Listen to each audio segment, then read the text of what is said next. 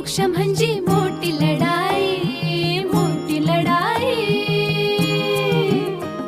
अन हत्याराचं फुलावाने घाव बिघाई, घाव बिघाई.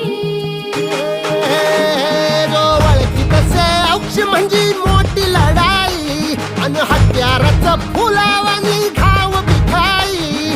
गळ्यामध्ये पडल त्याच्या माळी जयाची, गळ्यामध्ये पडल त्याच्या माळी जयाची.